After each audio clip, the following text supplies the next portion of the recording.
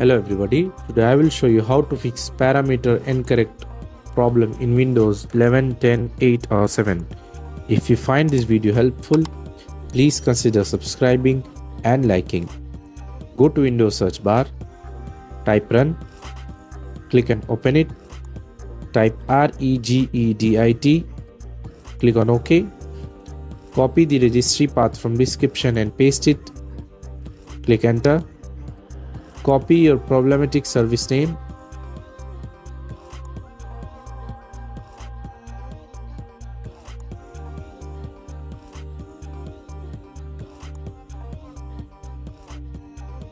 add slash, paste it there in registry editor, click on start, click on value data.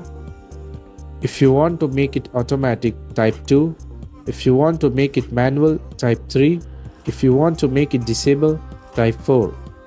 Click on OK. That's it. Your problematic service startup will change as you like.